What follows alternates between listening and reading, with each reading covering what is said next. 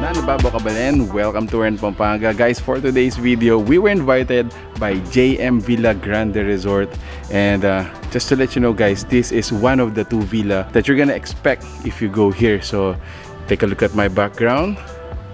Ayan guys, tutur ko kayo sa place na to. If you wanna know more, samahan niyo po ako. Let's go!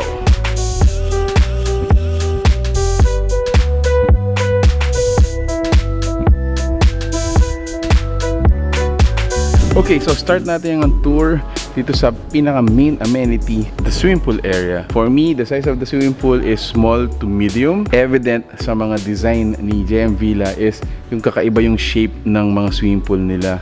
So this one has somewhat irregular shape siya, no? So it has 2 sections. I think this is for the adult, and then the other one is for kids, or parang bubble jet or jacuzzi siya. Rooms, let's talk about the rooms. So villa na to has 1, 2, 3, 4. Later on pasukan natin siya guys. So we have villa number 1, 2, and 3 dun sa taas. So tour natin siya, tara. And guys, still dito sa first level natin located yung ating dining area. Notice meron tayong mga refrigerators for the refreshment. We also have a section for, you know, a little bit of chips, at may maliit na grocery dito. So no need for you to go out, no, kapag binook niyo po yung lugar na to, kasi available na yung mga necessities natin. Dining area is siguro mga 20, around 20 for both of these tables. I must say, para pa rin siyang made in Korea. So the look and feel, you know, Korean aesthetics din. So like I said, meron tayong 10 rooms dito. The first 3 rooms are actually situated dun sa second level natin. The remaining 7 is actually situated dito sa first level naman natin. So, double locking system. You have your key and then another card. Double locking system. So ito yun guys, meron tayong single bed dito. Size of the bed, it can fit up until 2 person or 3 maximum if you have a kid. And then meron tayong sink.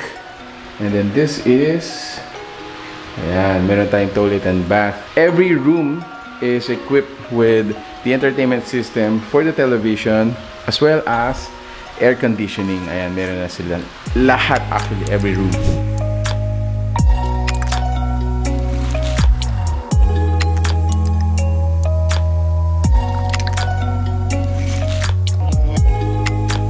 So let's go to the second level just to make sure, let you know guys kung ano ba yung itsura ng mga rooms nila dito.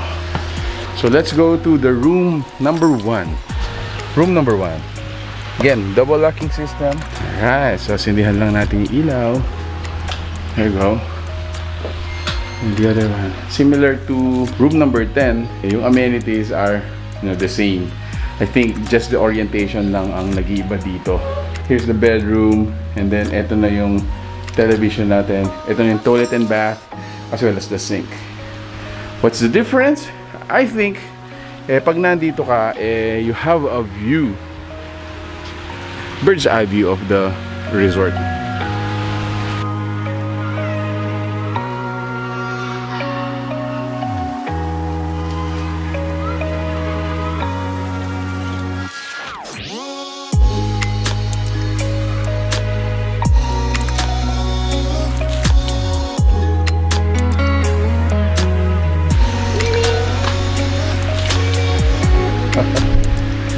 Alright, so ayun guys, update ko lang kayo guys before we enjoy the night.